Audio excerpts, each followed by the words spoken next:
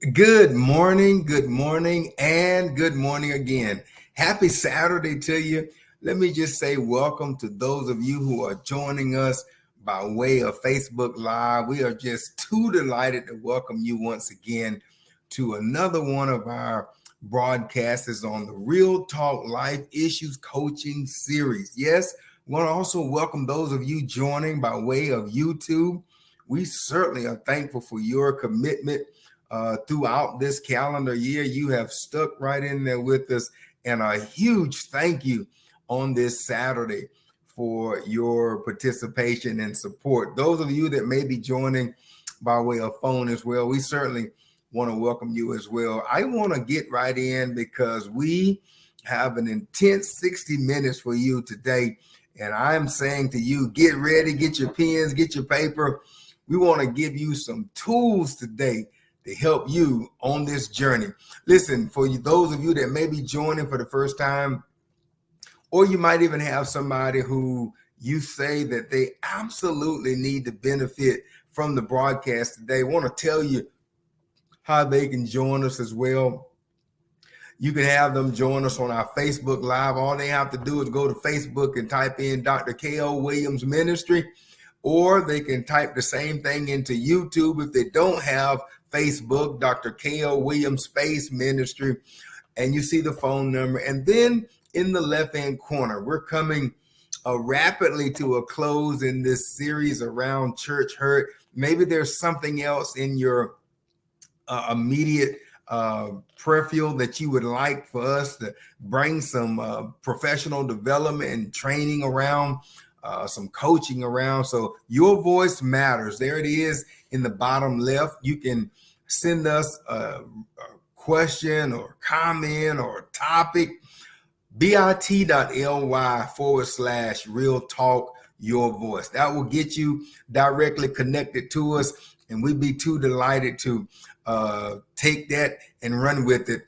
The sessions that you have seen have come from those persons really asking for these topics. Listen, 60 minutes on Saturdays from 9 a.m. to 10 a.m. We talk about life's issues. We go straight, honest, transparent conversation. This is not for teenagers who are tender, but we're talking to grown folks, having some grown folks conversation. I always guarantee you that you'll get some practical tools to put in your toolbox. Boy, do I have some for you today. And again, anyone can participate. So let's get started today. I want to do something just a little bit different. I'm going to have a conversation with you. You know how we do. Sometimes we have PowerPoints for you to go back and give some additional research on. And then sometimes we just have a conversation. Well, today is one of those days we absolutely must have a conversation. We've been talking about this tough subject called church hurt. When you get hurt in the church. Listen, we told you in the beginning that this concept is practical, not only in the church, because maybe it's on your job that you've encountered some trauma and you're trying to figure out how do you get past it, or maybe it's in your community. You've been doing community work. I know so many community champions. And can I tell you something? When you raise your hand to do community work, you also need to understand that you're setting yourself in the path that there may come some offense. Yes, it's just a part of the business. And then maybe it's a family issue. Maybe you're having family conflict or challenges, and you're trying to wade your way through some devastating hurt that has been inflicted upon you by some family member. It does not matter. These biblical principles apply across all those spectrums, and we want to get started today. Listen, today is real simple. I want you to type in the chat, write it off. That's what we've come to talk about today. The topic is write it off. I want to tell you that this is a very practical discussion on today, and we want to try to take our time. You're going to find me doing just a little bit more reading. I have several resources here, and we'll be too glad to share those with you. As we talked about in the very beginning that there are resources that you need to help you as you deal with church hurt. We try to remind you as you deal with church hurt that you're not the first person, and unless Jesus comes back today, you won't be the last. It is something that comes with the business of trying to do good to other people. And sometimes you can just be minding your own business and trouble and offense finds itself to your door. And so on today, write it off. That's what we want to talk about. I want you to put it in the chat. I want you to write it on an index card. I want you to text it to a friend that's struggling. Listen, I know people who have been so offended until they've almost given up on life. Write it off. That's what we want to talk about on this session on today. And I promise you, if you will at least give me your listening ear, I guarantee you that we'll give you an option that you might not have considered before. And so we have this concept called write it off. I want to talk to you today about one word.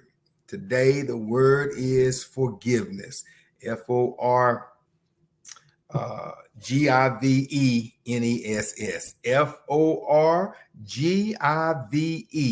Forgiveness. Forgiveness. Yes, it's a big, big word.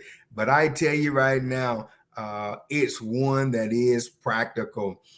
And we're going to give you some steps to take today to talk about this term forgiveness. Now, listen, I want to tell you, when you look at the term forgiveness, I want to give you a practical definition for it. Listen to this. Forgiveness is the principal decision to give up your justified right for revenge. Let me stop right there. If I ended this session right there, it would be enough to talk to somebody. We're not saying that in this process that you do not have a right to feel like you feel. I want to be clear about that. But forgiveness is the principal decision. To forgive someone, you have to make a decision. And the decision is to give up your justified right for revenge. Listen to this. It also requires the forgiver to recognize that the offender is human like myself. Oh my goodness. I want to talk to somebody today. Following the hurt and pain and atrocities, forgiveness can potentially bring resolution and freedom. We're going to give you some practical examples today. It is a practical way of preventing the pain, listen to this, of the past from defining the path of the future. Yes, that's what I came to tell somebody. Listen, that when you decide, you have to make a mental decision to forgive. And when you do that, listen, I'm already getting happy. I'm going to tell you why just a little bit.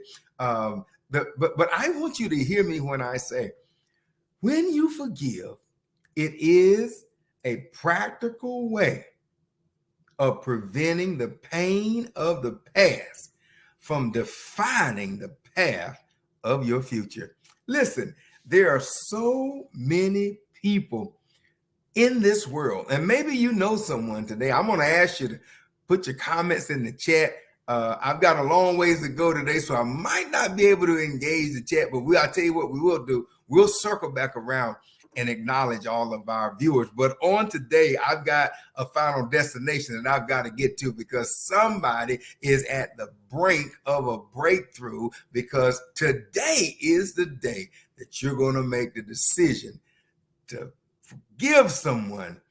And what you will be acknowledging is that your past will not become a defining factor for your future. Listen, yesterday is gone. Tomorrow may never be mine.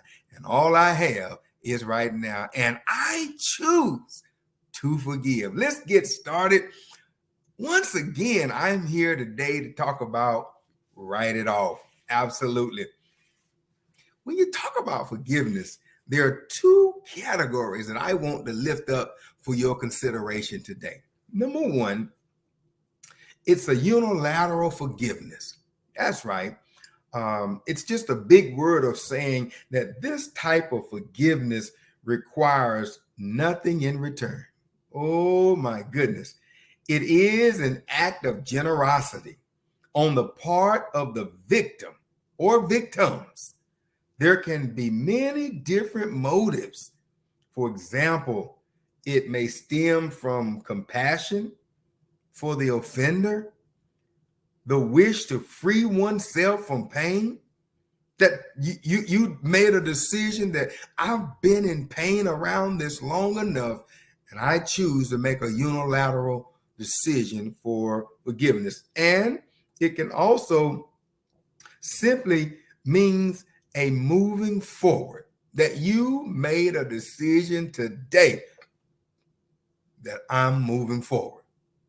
And in that decision, it is called a unilateral forgiveness. Then there is also this bilateral forgiveness. Yes, I want to just put my weight on it just for a moment and let you understand that when you say you have bilateral forgiveness, it's just another way of saying this involves an exchange. Listen to this. It is a contractual relationship between people or groups dependent on apology and remorse. It is often tied up with justice, and it involves the paying of a social debt. And we see this all the time in criminal cases. There's this connection, this contract between someone trying to forgive and then someone else having to give some type of apology. And your forgiveness, listen to this, is contingent. That is, it is solely based on the person's apology or the person looking like they are genuinely sorry. That means they have remorse. How many times have we seen TV shows where the assailant stands with no expression? They've taken something very valuable in the essence of someone's loved one, and the offender is sitting there just motionless and emotionless. And the family and the loved one is waiting for that apology. I remember watching this death row show, and this family had been waiting and waiting for years to get an apology. And they were told that this offender was going to be executed in the upcoming days. And so they tried to prepare themselves for the execution. My friends, on the man's deathbed, everybody gathered to see, would he offer an apology? And to their dismay, he left this world with nothing. And so if you're trying to base your forgiveness bilaterally on some contractual basis from someone else, it's a very risky business. And so what I wanted to talk about is this book. I told you one of the resources that has been very instrumental in this process is a book by Bishop T.D. Jakes called Let It Go. Forgive so you can be forgiven. It's called Let It Go. Forgive so you can be forgiven by Bishop T.D. Jakes. Now, I want to look just for a moment on some concepts here, because I want you to benefit from, listen to this statement. It says, offenses are a part of life. Who is it that can say that you've been living in this world and you haven't had any offense from anybody? I want to suggest to you today that if you live in this world, you're going to have offense that someone, somewhere, somehow is going to offend you. Conflict can occur between people, listen to this, who truly love one another, as well as those who barely know one another. Conflict does not discriminate. Listen, the offense transpires between couples who have been married for over 50 years. I've seen couples have conflict, and then I've seen them conflict between strangers waiting at a bus stop who don't even know each other. Oh my goodness, I come to tell you today that conflict is common in this place that we call life. By now, we are sure that life guarantees our attendance, all of us, in this class called forgiveness. Whether we signed up for it or not, the course is ours to graduate from. Now, when you say forgiveness, I want you to think about this just for a moment. When you have a cancer and a person is wanting to take radiation, listen to this concept. And I want you to try to see if you can find yourself in this concept.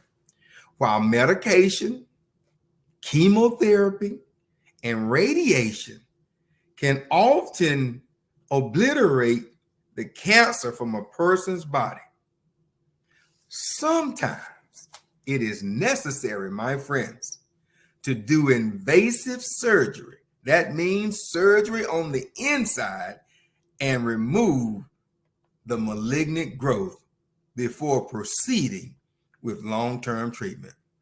In other words, have you ever known someone to be diagnosed with cancer and they have to do surgery, Lord have mercy, before they do the treatment? I came today to talk to somebody to tell you that forgiveness often works the same way. Before we can proceed with the healing and moving forward, we must separate ourselves from the power of preoccupation of unforgiveness. We must let go. Listen to this, of demanding that the wrong be righted. I'm talking good to somebody because somebody says, until they righten what they have done to me, I will not forgive them. And I stopped by to tell you that when you do that, you actually put on hold the ability to heal. When somebody says, until the loss is restored, or until, this is one that I hear too often, until the offender be punished in a way that I deem appropriate. In other words, I'm so glad that the good Lord ultimately has the last say so, because sometimes I've seen people wish some bad things on people who have offended them. And I stopped by to tell you today that if you walk in forgiveness, the first step is you have to learn to let it go. Yes, and you got to be willing to write it off. Listen, I came by to tell you that the reality is that life really is not fair. I don't know who sold that ticket to us to tell us that life is fair, but I came to tell you sometimes, you ready for this? The wicked prosper in this life, and the righteous suffer injustice. Oh, you ought to read Psalm 73. It talks about Asper and his struggle with people who don't deserve to be here, and it looked like they're faring better than the ones who are living an upright life. I don't know who I'm talking to today, but I came to tell you that forgiveness, it starts with the decision to let it go. Yes, we'd like to give most people the benefit of the doubt and assume that they hold these shared values that we do.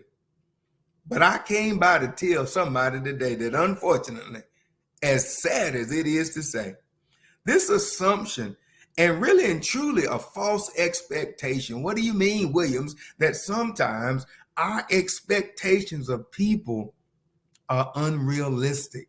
We're going to talk about that in just a second. Basically, injustice becomes salt, listen to this, in the wound we've suffered. Instead of our assailants becoming captured and punished for stabbing us in the back, they get freedom. Oh, Lord have mercy. I'm talking good. And sometimes refusal to take responsibility for what they have done. My friend, I know I'm talking good to somebody today, but I came by to tell you that in this life, you got to learn to let it go. And you must understand this. This is a concept that I wanted to share. That the sense of decency is what we expect out of everyone. But I must tell you, you do need to understand that there are some people who are not decent, who are not integral, and who have no sense of a conscience. Yes, you surely must realize that there are those among us every day who can swindle you out of your savings. They can distort truth.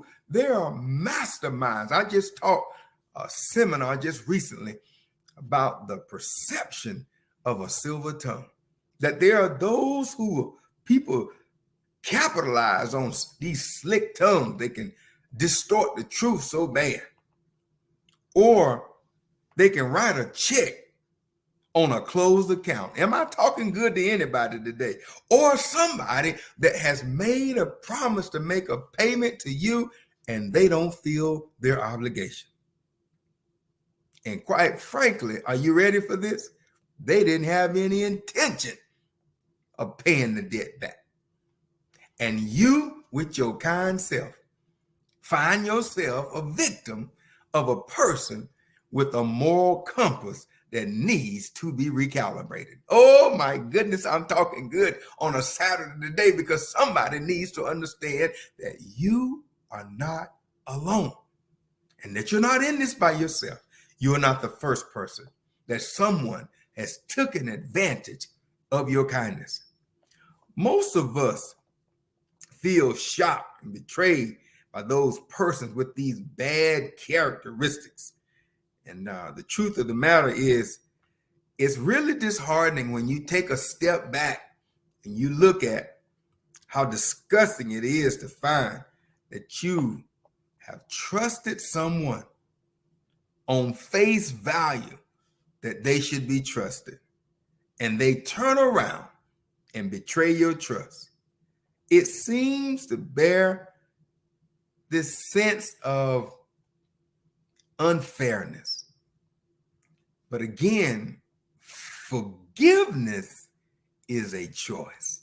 I want you to hear me good, that today you have to learn to make a conscious choice to write it off. Can I tell you, one of the best therapists for those who think their lives are scattered into splinters, I come today to tell you, I got good news for you, that God's grace and his mercy will give you what is necessary to write it off. When we are wrong, I know what I'm talking about, and feel victimized, we have a tendency to nurse our perspective. I want to talk good to somebody today because somebody said, I have a right to feel like this. I'm not going to argue with that at all. But what I will ask you is, how long will you nurse that perspective? How long will you give life to that perspective, not seeing any others but our own, and become so, listen to this, preoccupied with our side of the story that we seldom have any fair consideration for the whole picture. But I came to tell you today, we feel justified to hate and to harbor the lust for revenge. My friend, it's that cancer that has to be cut out before you can apply the chemotherapy. Ooh, I'm talking good to somebody today. God wants to help set you free. And he also wants to give you a place of healing and wholeness. And I came by to tell you today that no matter who it is and what it is, you have to learn to write it off and make a conscious decision that to forgive a broken date or broken commitment or an embarrassing remark made at some dinner table, or others wrestle with infidelity and improprieties. Listen, the list goes on and on and on.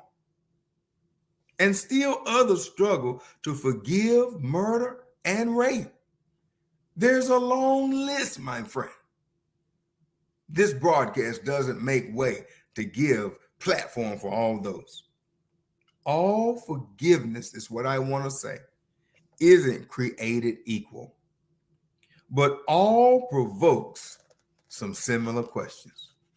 I want to talk to somebody today about a couple of questions that may be on your mind. This is Real Talk, and we're going to have a conversation about forgiveness and how to write it off. Somebody says, what were they thinking about? Oh, I come to tell you today.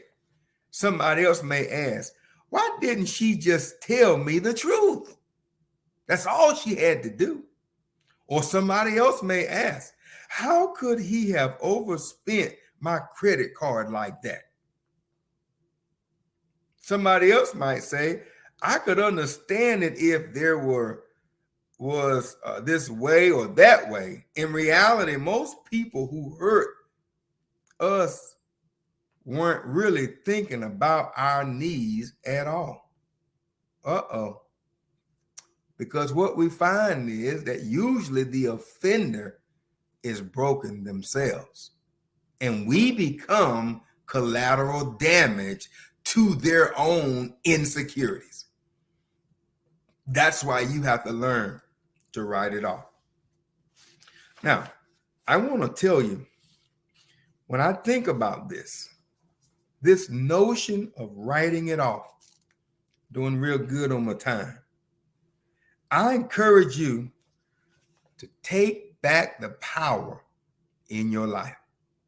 That's what I came today in no uncertain terms to say to you, that as long as you allow that position about your personal hurts, and many of them you are rightfully justified for, but you have to write it off so that you can live again.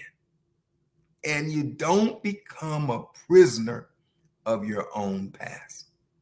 My friend, you're giving power to the offender all over again. Now, we're going to talk about it just a second. I'm trying to get to a few more concepts before we make this live for you. Listen, I encourage you once again to take back the power in your life, because sometimes the offenders are walking around, and when they come in your presence, they can see your demeanor change. They can see you walking the other way. They can see you dropping your head. And I came by today to tell you to take back the power. It's yours.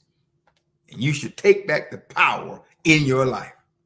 Even if the person cannot or will not right the wrong they have done unto you. The power is yours. I came by to tell you. I want you to write this down. Here's a tool to put in your toolbox. You cannot drive forward with your eyes affixed in the rearview mirror. Think about it now for a second. There's no way that anybody knows anything about driving. If you're going to drive, you got to look forward as what's coming at you, and you cannot have your eyes stuck in the rearview mirror. I didn't say you didn't have to glance in it every now and then to remind yourself of where you come from and what's back there. But my friends, I want to give somebody a tool today and say to you that you cannot drive forward with your eyes affixed to the rearview mirror. I want to challenge somebody today to take your eyes off your past and put your eyes on your future, because your best days, I feel good already. Somebody needs to hear me good when I prophesy over your life that your best days are ahead of you, and what's to come is better than what's been. Listen, listen, listen. Take your eyes off your rearview mirror and put them looking ahead. Yes, it's okay to glance every now and then. But what I want you to know is whatever is back there, whatever is causing you to keep looking in that rearview mirror, I want you to make a decision. It's time for me to write it off. Now, here's 5 things I want you to consider. I'm doing good on my time. 5 things to consider that will help you find the ability to release the past and move on. Would you just help me one more time? Write in the chat, write it off. This is what the takeaway from today is all about. Write it off. Listen, the enemy, your naysayers, your haters, none of them want you to come to a place where you finally discover your power is in writing it off. Yes, I want to talk to you today. Number 1, writing it off doesn't mean that you didn't gain anything from the experience. Can I say it again? Number 1, writing it off doesn't mean that you didn't gain anything from the experience. Often you have gained invaluable wisdom. Maya Angelou said, when a person show you who they are, believe them the first time. They don't have to keep coming to you 6 and 7 and 8 times. So now you've gained some valuable information about the individual. And oh, by the way, we've done this lesson already. You can certainly go back and look at it. But when we talk about trust, so the person says, listen, it's over, it's done with, trust me again. And I say, you know what, my friend, it don't work like that. The truth of the matter is trust is not an emotion, it's a behavior. And what trust says is, have you done enough to convince me that you're worthy of my trust? That's an academic term called trustworthiness, by the way. And when you look at this, somebody today, I want to help you so that they don't run mind games on you. You've gained some invaluable information. And one thing is that the person cannot be trusted. And the only way to replace that distrust is for the person to give you constant data points of trustworthiness. If they say it, they do it. If they speak it, they walk it. Listen, it's just as simple as that. And if a person is struggling with mistrust and they continue to give more data points of mistrust, then you've gained some valuable information. Number 1, writing it off doesn't mean you didn't gain anything from the experience. Number two, writing it off doesn't suggest that you weren't right about the abusive circumstances that led to the unforgiveness. I want to talk good to somebody today, because somebody says, well, if I write it off, does it mean that I wasn't right? No, you can be solely right. Yes, the person was abusive. Yes, the person misabused your trust. But here's the thing. Because you write it off doesn't mean that you were not right in what you felt. It simply means you have too much ahead of you to expend any more energy looking back. I want to say that one more time, because somebody going to get set free today. You going to get tired of being sick and tired of being tired of looking back. And every time you look back, it seems like it zaps your energy. But I want to tell you to write it off, even though you were right in what you experienced, because you cannot afford to expend any more energy looking back, because you have too much ahead of you to run the risk of not gaining your reward. Listen, number three, writing it off doesn't mean that you are weak. It's a mind game for somebody. It takes a strong and a great deal of strength, listen to this, and hope and faith to garner the courage to move beyond the breach. It's easy to camp out.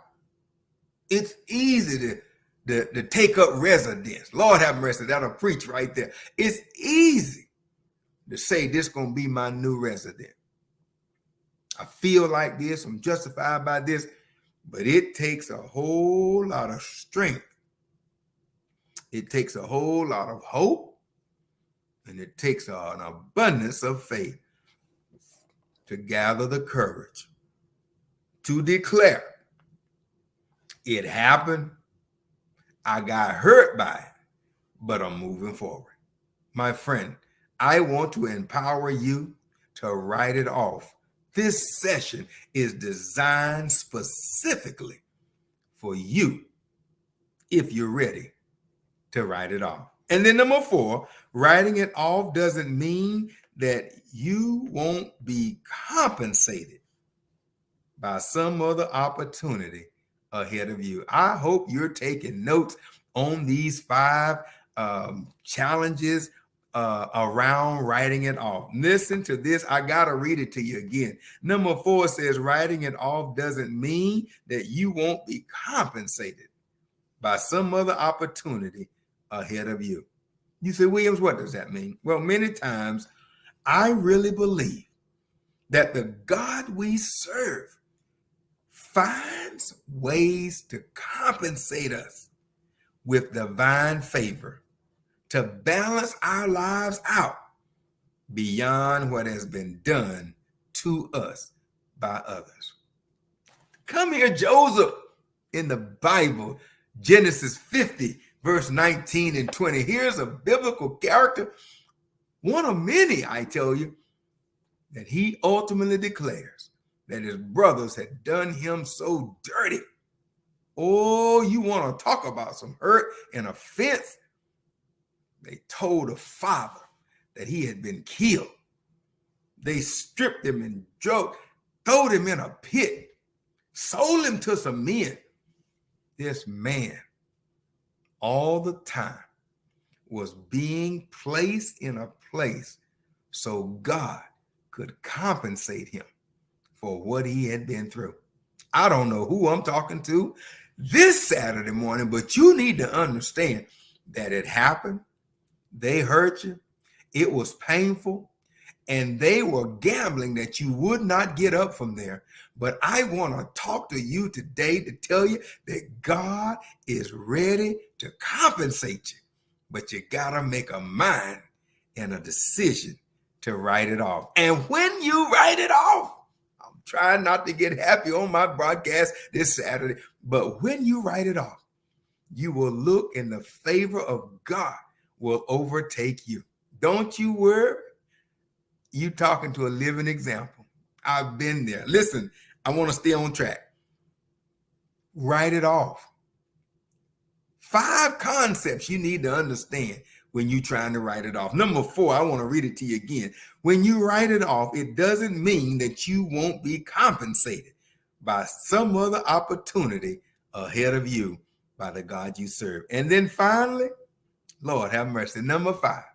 I know my time is almost up, but number 5 says writing it off helps you to gain a glimpse into what God does for us with our own sin. My friend, what a wonderful example around the gospel story. Can I tell you? Every so often, I remind myself, yes, as a pastor, yes, as an evangelist, yes, as a missionary, but then sometimes as just a disciple, I remind myself of the gospel story, that we had a debt we could not pay. God received payment from an outside source. Hallelujah. And it was his son, Jesus Christ. And wrote it off, even though we ourselves never made any recompense or any type of apology for our transgressions. Listen, while we were yet sinners, I love the old preachers, they would say, and my account was in the negative. A God above paid my debt, and I was too mean to live and unfit to die. Isn't that a gospel story for somebody today? And yet, we're compelled to write it off. Oh, I didn't say act like it didn't happen. But what I did say was, it doesn't define my future. And you, my friend, must take back the power in your life. Now, I want to say to you, I'm about out of time. Of course, you want to respond with grace to the repentance, but the question begs an answer. What do you do when persons who cause you the most pain have not and will not admit or acknowledge or even repent for their part in your pain? I want to ask that question again on a Saturday morning. Can you just help me process this question? What do you do when persons who have caused you the most pain have not, and in many cases will not, admit or acknowledge or even repent, for that matter, for their part in your pain? What do you do? The simple answer is you take back the power of your life and you write it off. Yes, when you write it off, it's demanding that they make things right and have the quality of character. Apologize also leaves them controlling the thermostat in the room you have to live in. Can I say that one more time? Yes, I will. When you demand that they apologize, when you demand that they wrong the right that they have done, in essence, what you have done is you allow them to control the thermostat in the room that you have to live in. My friend, I want to tell you to take back the thermostat and write it off. When you write it off, you're saying to the enemy and your adversaries, the naysayers and your foes, that it happened. I got hurt by it. Listen, I got my war scars by it, but I'm controlling the thermometer and I'm writing it off, and you guys to go. Yes, nowhere is there a more classic story of an adept, of an unapologetic individual than at the cross. Let me tell you, when I think about the cross, where the ones responsible, listen, for the crucifixion of Christ didn't even apologize. And yet, the first thing Christ did with the unrepentant was to ask the Father to forgive them. It's a wonderful gospel story of the very ones who inflicted the pain, would not, refused to apologize. And yet the victim, the first thing he does is ask the Father, Father, forgive them, for they know not what they do. How could he do this? You may ask, with blood running down his face. Listen, if I was in a church, I'd be running around the church right now because I'm so happy of the price that Christ decided to pay. Listen to me. With blood running down his face, streaming down his hands, running down his side, running down his feet. How could he do that while the guilty further exaggerates the crisis by gambling for his garments while he bled? Let me tell you right now, it is the height of insult. And yet, he does this, says, Father, forgive them, for they know not what they do. Because he was looking at his future.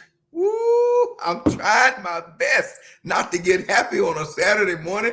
Christ saw the future, and he was not willing to let those past insults hamper or determine his future. And can I tell you, ours too. I'm so glad that he didn't want to face a need to resurrect himself. Listen to this. With any trace of bitterness draining his power. No, he asked the Father to forgive him because he says, in just a few days, Father, there's another phase in my life that must come to pass, that I'll rise with all power in both death, hell, and the grave. I'm happy now, and I want to try to close. Listen, somebody today needs to hear me that your future is brighter than your past. And you, my friend, have to learn to control the thermostat in the room that you choose to live in. I don't know who I'm talking to today, but I want to tell you quickly as I try to wrap this up that there are a couple of benefits in trying to write it off. When you start talking about writing it off, number one, forgiveness can bring new insight. I told you that already. The reality is, if you let go and let God, he can show you that there are new insights just around the corner if you're willing to write it off. Number two, forgiveness can help transform attitudes. Can I tell you right now, there's nothing any sweeter than walking into a room where the offender was. I've watched court TV shows and I've seen the victim go boldly to the witness stand, point the assailant out and say, there he is right there. He's the one that inflicted the pain. And in the assailant's face, say to him, I give you no power because I forgive you today. Woo! let me help somebody today. Listen, it's an humbling place. It'll help take your attitude to new altitudes. Yes. And then number 3, forgiveness can help repair broken relationships. Sometimes it all starts with forgiveness. It is the benchmark in keeping good relationships together. And finally, forgiveness can help break the cycle of violence. I close today by telling you about a man. This man found himself in a hole. Actually speaking, it was a manhole that the street workers were working on, and they left the lid off. And as fate would have it, this man, it was raining, he could not have seen, and found himself in the manhole. He started yelling, help, because he was hurting. Help, help, help. Oh, it goes on and on and on. And after a while, a doctor comes by. Here's the man yelling, help. He takes his prescription pad out and he writes a prescription for the man and he tosses it down in the manhole. After a while, here comes a lawyer. The lawyer said, you need a lawyer to help sue somebody from leaving this lid open. He writes out his business card and puts his name on the back and throws the business card down in the manhole. Here comes the preacher. The preacher looks down there. Here's the man yelling, oh, I'm closing now. If I was in the church, I'd tell somebody to tell God, thank you. Listen, the man who is the preacher takes his pad out and writes out a prayer and throws it in the hole. Tells the man, here's a prayer you can pray while you're down there. And then out of nowhere, here comes one of his friends. And the friend hears him. He 2 or 3 hops and he's down there in the manhole with the man who fell into the manhole. The man had fallen and said, friend, what have you done? You can't help me because now you down here with me. The friend said real easy, brother, take it easy because I've been here before and I know the way out. Oh, I come to talk to somebody today that I've been down in the manhole and I know the way out. You're talking to a living witness. I've been waiting all morning long to tell you that I've been there. I've been hurt. I've got the war scars, but I found a way out of the manhole. And I'm here today to help talk to somebody. You have to make a conscious decision to write it off.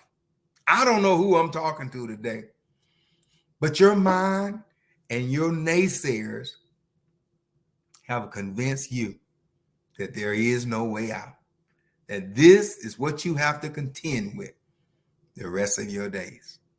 But I came by on assignment from God above to remind you that I've been in the manhole. I've been down there, and I also know the way back out. Oh, stay tuned. I'll talk with you more about that on the next broadcast. And in my closing, I want to tell you next week about a true story. When I think about forgiveness, there's a pastor.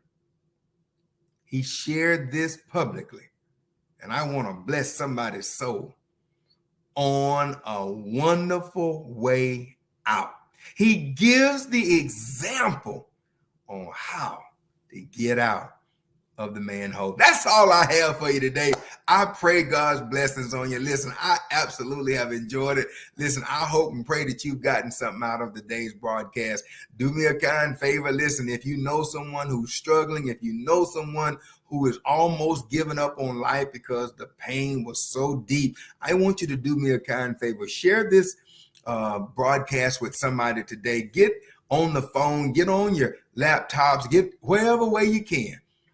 and bless somebody today to let them know all they have to do is to write it off. I want to pray with you today, but I also want to ask you to do something for me. I want to ask you to go through that process.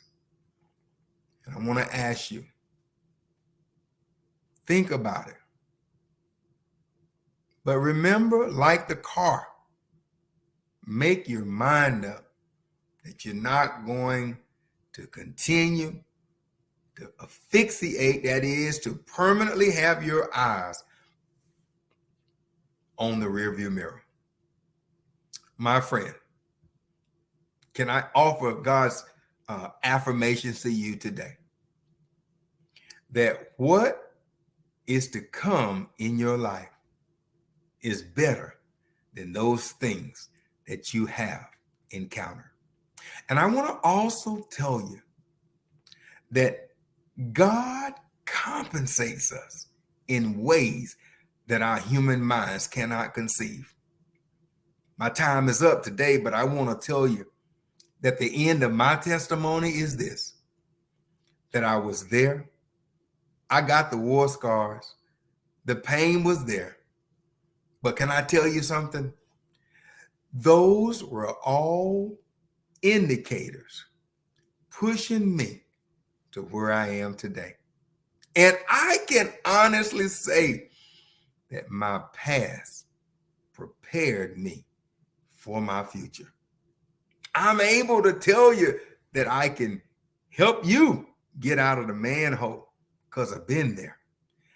But when I was in the manhole, it seemed like there was no other options until God sent a friend down in the manhole and said, follow me, because I done been here before. I know the way back up out of this manhole. I hope somebody today will make your mind up that the manhole is not your final destination, but that God can use the manhole experience and let you become an instrument of avocation for a God who can take what seemingly meant to be evil and work it for your good. I got one more scripture, Romans 8:28. I want you to read that for your devotion.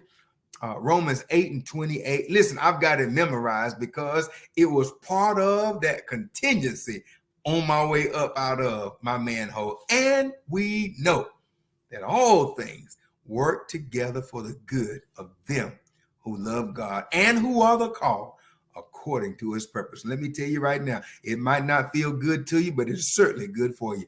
That's all I have for you. Can I pray for you today? God bless this session on today, Father. Look down on those who are still even in the valley, down in the manhole. Give them the wisdom and encouragement to know that this too shall pass, that trouble don't last always, and that in the morning, weeping may endure for a night, but joy comes in the morning. We give you praise in advance, and we will not wait till the battle is over, but we'll thank you in advance. It is in Jesus' powerful, mighty, magnanimous name we pray. And all God's people say, I love you. Until next Saturday, listen, you will definitely want to tune in. We're going to talk about how to get out of the manhole. There it is. Until next time, I love you, and there's nothing you can do about it. God bless you.